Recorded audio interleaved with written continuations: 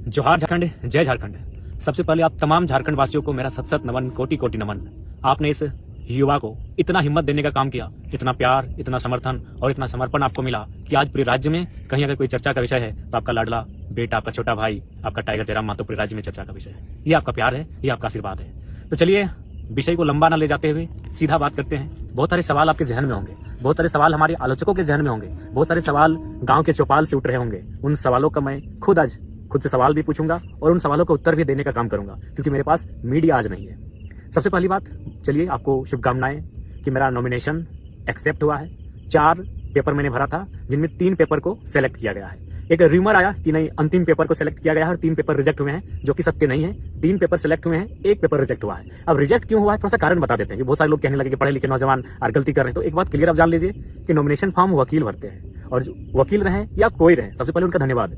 कुछ त्रुटियां हो जाती हैं, मानवीय भूल हो जाती हैं। तो समस्या ये थी जिस फॉर्म को रिजेक्ट किया गया कि उसमें हस्ताक्षर यानी नाम, वोटर आईडी का पार्ट नंबर, सीरियल नंबर किन्हीं और का था और हस्ताक्षर किन्हीं और का बाय मिस्टेक इसलिए हुआ था क्योंकि हमने लगभग 2-3 दिनों में 5 बार हम लोगों ने पेपर में केस के सिलसिले में रिजेक्ट किया था, काटकूट किया था, क्योंकि नया नया केस हमें मिलता जा रहा था और नया नया फॉर्म बनता जा रहा था और बार बार फिर प्रस्तावकों का साइन लेना पड़ता था। तो स्वाभाविक है, बार बार जब चीजें घटित होंगी तो कुछ त्रुटियां आ जाती है। तो खैर फिलहाल 3 पेपर सेलेक्ट हैं, 1 रिजेक्ट है, डज नॉट मैटर। 1 भी अगर सेलेक्ट होता है तो उसी से लोग चुनाव लड़ते हैं। अब बात करते हैं उस दिन हुआ क्या था। केस के बारे में सब जानना चाहता है, बहुत सारे लोग मेरी जुबान से जानना चाहते हैं कि सच्चाई आखिर है क्या। क्योंकि एक लोग जो विपक्ष में बैठे हैं, जो आलोचक वर्ग है हमारा, वो एक प्रोपेगेंडा फैला रहे हैं कि यदि जयराम बाबू को इस केस की जानकारी नहीं थी तो फिर उनका हस्ताक्षर केस के एफिडेविट में कैसे आया। तो सबसे पहले मैं आपको क्लियरली बताना चाहूंगा कि 29 तारीख को जिस दिन मेरा नॉमिनेशन पेपर खरीदा गया, मैं कहाँ था पूरा राज्य जानता है। मैं चतरा में श्रीमान दीपक गुप्ता जी का, जो हमारे दल से हैं, उनका नॉमिनेशन था। यानी मैं दिन भर चतरा में था। मेरा फॉर्म धनबाद में, बोकारो में हमारे साथी खरीद रहे हैं और मैं कहाँ, चतरा में। अगला दिन मैं कहाँ था, हजारीबाग में। यानी फॉर्म जो भर रहे थे वो मेरे साथी भर रहे थे। 1 तारीख को मेरा नॉमिनेशन होना था और 2 दिन पहले ही हम लोगों ने फॉर्म लिया था। अब वहाँ डिटेल्स भरा जाना स्टार्ट हुआ। केस की जहां तक बात है, सबसे पहले हम लोगों ने 10 केस इंक्लूड किया था। यानी 29 तारीख शाम को 4 बजे जब फॉर्म भरना स्टार्ट हुआ तो हमारे साथी, हमारे वकील की टीम के माध्यम से 10 केसों की जानकारी दी गई। लेकिन जैसे ही 30 तारीख को सुबह हजारीबाग मुझे जाना था संजय दा के नॉमिनेशन में, उसी दरमियान मैं गया प्रज्ञा केंद्र। वहां हमारा साथी है, उनसे मिलने गए एक अकाउंट के सिलसिले में। तो हमारे चाचा बैठे हुए थे बगल के पंचायत के। उन्होंने कहा, टाइगर याद है 2015 का केस, उसका क्या स्टेटस है? हम बोले चाचा ये तो केस हम भूल चुके थे। अच्छा कि आप याद दिला दिए, तो क्या स्टेटस है इस केस का आप ही बताइए। बोला नहीं, उसका नोटिस हमको आया है 107 बन के कि हमको एक दिन उपस्थिति देना है कोर्ट में।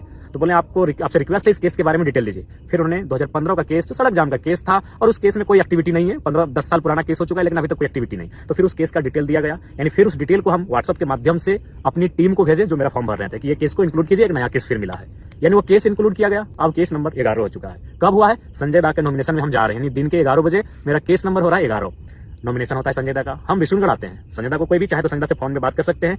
बिशुनगढ़ जैसे ही हम क्रॉस करते हैं, संजय दा का फोन आता है कि जयराम भाई, नगड़ी थाना की पुलिस आपको डिटेन करने के लिए आई है, आप नॉमिनेशन करेंगे और वे लोग डिटेन कर लेंगे या फिर आपको नॉमिनेशन करने से पहले डिटेन करेंगे। तो हमने कहा संजय दा, नगड़ी में मेरा कोई केस ही नहीं है। हम तो आश्चर्यचकित हो गए कि नगड़ी में मेरा कोई केस ही नहीं है। हाँ, मेरा एक केस है 23 मार्च 2023 को विधानसभा घेराव के दौरान है और वो जगन्नाथपुर थाना में है।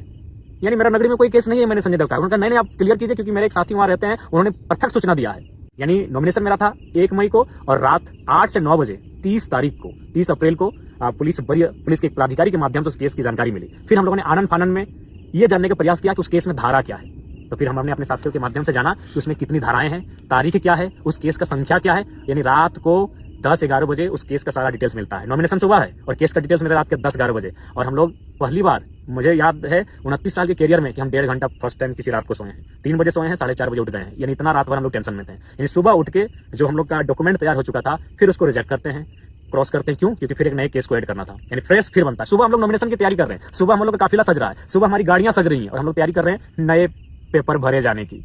अकबकी का इंतहा देखिए। फिर नए केस को ऐड किया जाता है और हम लोग नॉमिनेशन के लिए पहुंचते हैं।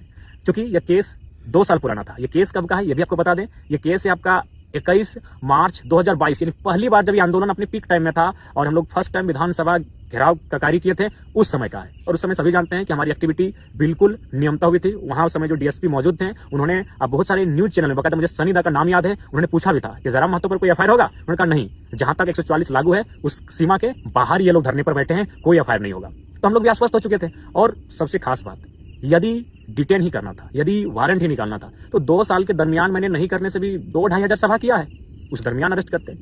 चतरा नॉमिनेशन के समय अरेस्ट करते, हजारीबाग नॉमिनेशन के समय अरेस्ट करते। लेकिन खैर साजिशें बहुत गहरी हैं, साजिशों का जो जड़ है वो बहुत दूर तक फैला है, लेकिन उम्मीद है कि हम लोग भी बीज हैं, दबेंगे नहीं, पुनः उग जाएंगे। तो ये केस का डिटेल है। मैं मानता हूं केस की जानकारी मुझे बिल्कुल 30 तारीख को कंफर्म हुई है, और 30 तारीख को जैसे ही कंफर्म हुई, अगले दिन नॉमिनेशन के दिन हम लोग अपना फॉर्म को चेंज किए, उस पेज को, और नया पेज प्रिंट आउट करके निकाले, उसमें केस के डिटेल्स को भरे, और फिर मैंने अपना हस्ताक्षर किया। ये रियलिटी है, ये फैक्ट है। आप संजय दा से पूछ सकते हैं कि संजय दा ने जब मुझे जानकारी दी तो मेरे चेहरे में किस प्रकार से एक आश्चर्यचकित का क्वेश्चन मार्क था कि संजय दा ऐसा कैसे होगा, नहीं मेरा नाम ही नहीं हो सकता है, इतना हम कॉन्फिडेंट थे। तो ये केस का मैटर। अब एक सवाल ये आ रहा है, भाग गए, फरार हो गए। मैं आपसे पूछना चाहूंगा कि भागने का अर्थ, भागने की को कैसे आप परिभाषित करेंगे? मान के चलिए हम किसी नदी के बीचों बीच हैं, और नदी के जो पानी है उस पानी को जिम्मेवारी मिली है कि जरा महतो को घेर कर रखना है, तो जाहिर सी बात है या तो मुझे नीचे सुरंग बना के निकलना होगा या तो उड़ के निकलना होगा, क्योंकि पानी की जिम्मेवारी है, या फिर अगर मुझे साइड से निकलना है, जिस तरफ निकलेंगे तो पानी को खुद रास्ता देना होगा। बिल्कुल यही बोकारो में जहां मेरी सभा हो रही थी, बिल्कुल चारों तरफ गोलाकार पुलिस खड़ी थी, हाथ से हाथ मिलाकर पुलिस खड़ी थी। आप वीडियो देख लीजिएगा। तो फिर हम कैसे निकले? जैसी बात उन्होंने रास्ता दिया है, जी हाँ उन्होंने ही रास्ता दिया है। मैं स्वयं उस वीडियो को वायरल करूंगा। पुलिस बैक पर आई है और स्कॉर्पियो के बोनट पर बैठकर कोई फरार होता है भाई? अब सवाल है कि मैंने 1 मई नॉमिनेशन में जाने से पूर्व रात को 2-2:30 बजे शमशान घाट में बैठकर मैंने वीडियो 3 बनाया था।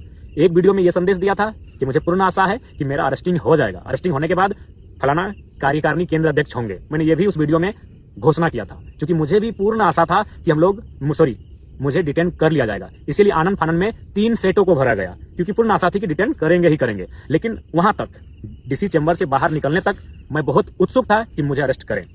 उसके बाद सभा तक, संबोधन के बाद तक मेरी इच्छा थी, मेरी दिल्ली इच्छा थी कि प्रशासन मुझे अरेस्ट करे। लेकिन परिस्थितियां वहां बिल्कुल विपरीत थी। परिस्थितियां क्या थी? बहुत सारे लोग पेट्रोल लेकर थे कि आत्मदाह कर लेंगे।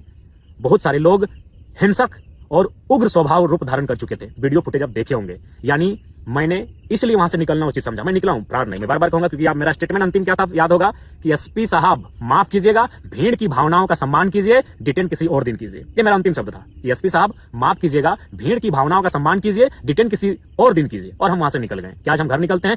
बाद में इस विषय पर बात करेंगे। क्यों? 1.5 लाख की भीड़, और पुलिस कितनी थी? 1.5 हजार। क्या पुलिस में सामर्थ्य था कि हमें वो डिटेन कर लेते बिना किसी हो हंगामे के, बिना किसी उपद्रव के, बिना किसी मुठभेड़ के? पॉसिबल नहीं था। 1.5 लाख की भीड़, 1.5 हजार पुलिस, अनहोनी अप्रिय घटना घट जाती। संभवतः अगर हमें डिटेन किया जाता, अभी कौन पब्लिक, भाड़े की पब्लिक नहीं थी, प्रेम से आई हुई, समर्पित भाव से आई हुई, इस नौजवान को चाहने वाली पब्लिक, 45 डिग्री के तापमान में अपने खर्चे से आने वाली पब्लिक अपने चहते बेटे को अपने सामने अरेस्ट होते हुए बिल्कुल भी नहीं देख पाती। पता नहीं बोकारो का विधि व्यवस्था उस दिन क्या होता, पता नहीं बोकारो की परिस्थिति उस दिन क्या होती, कहीं कुछ अप्रिय हिंसक घटना ना घट जाए। इसलिए मैंने बिल्कुल स्कॉर्पियो के बोनट से कहा कि एसपी साहब माफ कीजिएगा, भीड़ की भावनाओं का सम्मान कीजिए, डिटेन किसी और दिन कीजिए। आप चाहे तो उस सभा में मौजूद तमाम मीडिया रिपोर्टर से पूछे, तमाम पुलिस के पदाधिकारियों से पूछे, या जनमानस से पूछे। मेरा यही अंतिम स्टेटमेंट था, क्योंकि आसान नहीं था भीड़ को नियंत्रण कर पाना, आसान नहीं था मुझे वहां से डिटेन करके ले जाना। क्योंकि आप भी जानते हैं, आप हमें पसंद करें या ना करें, मैं ये अपने आलोचकों के लिए और विपक्ष के लिए कहना चाहूंगा, लेकिन ये आपको मानना होगा, आज लोगों के आशीर्वाद ने मुझे झारखंड का जननेता बनाया है। आज 45 डिग्री के टेम्परेचर में लोग बिना अपना खर्च से गए थे, और आप एनडीए और यूपीए के प्रत्याशी कितने लोग अपनी मर्जी से गए थे और कितने लोग साधन जुटाने के बाद गए थे नामांकन रैली में, ये बताने की आवश्यकता नहीं है। गांव में चर्चा है कि टेम्पो में कई रुपया दिया गया था और बोलेरो वालों को रुपया दिया गया था और दिन भर रहने का कई रुपया दिया गया था। ये किसी से छुपा नहीं है। मैं कह रहा हूँ 10%, 15-20% गए होंगे उनके भी रैली में, जो उनके नजदीक के लोग हैं, जो उनके समर्थक हैं, लेकिन मैक्सिमम लोग भाड़े से लेकर गए थे, ये आपको मालूम है। तो ये बिल्कुल परिस्थितियां सामान्य नहीं थी कि हम वहां से डिटेन कर लिए जाते। मैंने यहाँ तक वीडियो आप किसी चैनल में देखिएगा कि डीएसपी साहब से हम कान में बात कर रहे हैं। ये कौन सा तरीका है कि भागने वाला आदमी डीएसपी से ऐसे कान में बात कर रहा हो? हम बोरनेट पर बैठे हैं और डीएसपी साहब बगल में। हमको क्या कह रहे थे कान में पता है कि सर या तो पिंडराजोड़ा थाना में हमको डिटेन करने का मौका दीजिए, या तो पेट्रोबार में दीजिए। यहाँ से पॉसिबल ही नहीं कि आप हमको पकड़ के ले जाएंगे। यहाँ उपद्रव हो जाएगा, यहाँ अप्रिय घटना घट जाएगी, क्योंकि पब्लिक का मूवमेंट गजब का है, भावनाओं में भी है, आंखों में आंसू भी है और आंखों में अंगारे भी हैं। और मुझे लगता है बोकारो आज जल जाएगा। इसलिए विधि व्यवस्था को मेंटेन कीजिए, डिटेन किसी और दिन कीजिए। और बिल्कुल स्कॉर्पियो के बोनट से मैं निकला हूं। उसके बाद फिर मैं नीचे बैठा और निकलते रहा। बिल्कुल पुलिस चारों तरफ थी भैया। भागना मतलब कि उड़ के जाते तो भागा मानते, नीचे सुरंग बना के जाते तो भागा मानते, चारों तरफ पुलिस, और वहां से हम कैसे पार होंगे? तो किसी ने हाथ छोड़ा होगा अपना।